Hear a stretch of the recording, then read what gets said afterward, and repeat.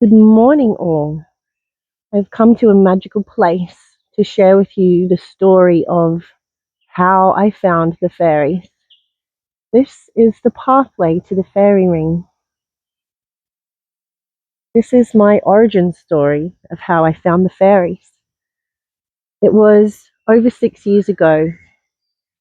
I I like dancing. This is going to sound really weird. Dancing is magic, and dancing is how I found the magic of the world. So we always liked dancing, and I would go out to nightclubs and doofs and find dance floors and dance my heart away. And it would make me feel so good. Dancing releases happy endorphins. And I had had two children here in this beautiful forest. And I was really connecting to nature, but I realized you don't need a dance floor to go and dance. What you need is a nice flat patch of grass, and I'll take you to that flat patch now. I started coming out into this beautiful forest in the morning, quite early, and dancing myself into ecstasy. I didn't know what ecstatic dance was at that time. And I just knew that it felt good. It felt like magic. And sometimes I would come out in the night because I wanted to dance off some of the excess energy I had, and I would sleep well. Now, after one particularly happy dance, I felt ridiculous for feeling that good from dancing, and I thought I better ground myself. And so I pushed my energy into the ground like the roots of a tree, and I felt it go in. I felt an instant change of perception. I felt like I was being surrounded by something, encompassed by something, and I had my eyes closed. I was trying to figure out what this feeling was. And when I opened my eyes, I looked up at this tree and here, and I said, "Oh, hello." I could feel its individual presence. And it said hello back.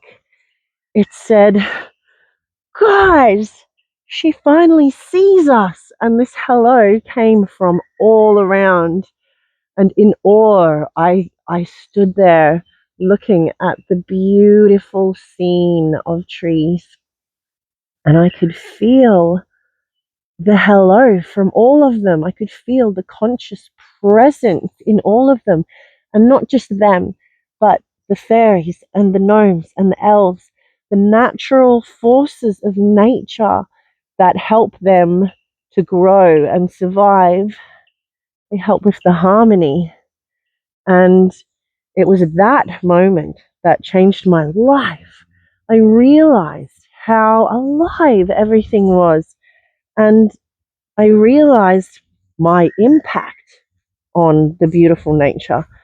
I could no longer, I didn't want to feel bad about, okay, because that was it. I thought, geez, if people knew all of this, they would treat nature better. And then I had this guilt wash over me, and I thought, oh my gosh, I have not been treating nature well. I have been not seeing the plants as living creatures.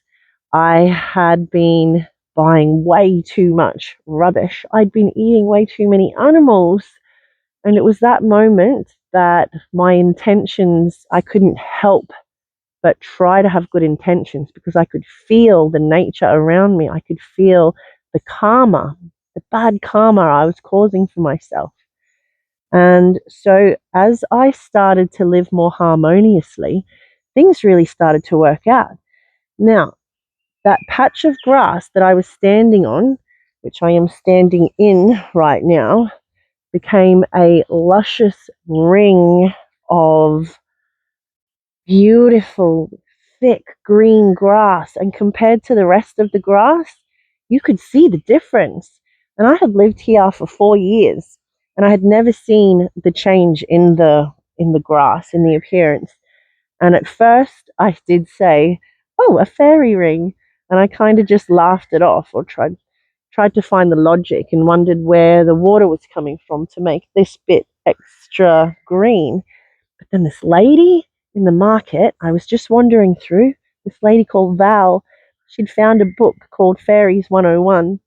Now, I've always been referred to as a fairy, even before I had coloured hair and a fairy shop.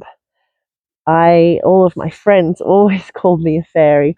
If I was going to a dress up party, I would be a fairy.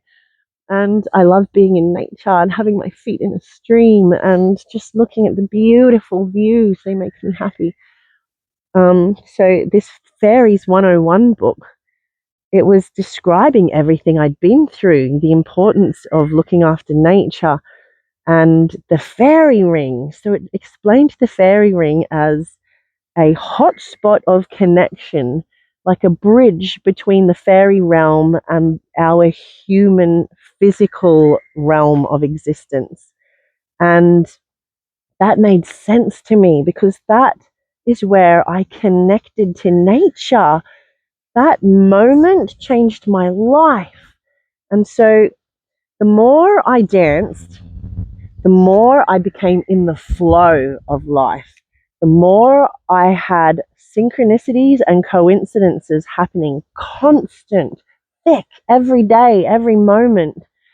And the way I can explain that is when you dance a lot, okay, when you meditate, it takes probably about 12 minutes or so to get yourself into the real meditative state.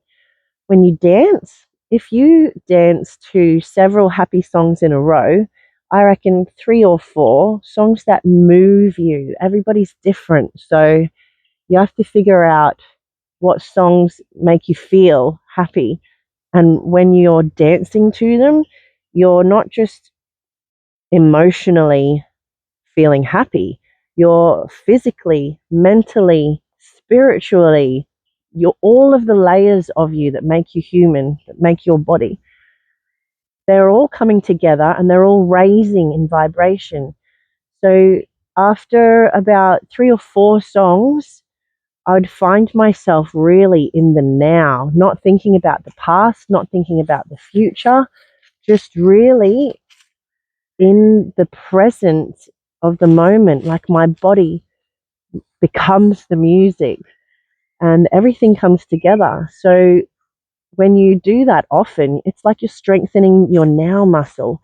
So then as I was going through life, I was really present and picking up on the synchronicities and coincidences that are always there.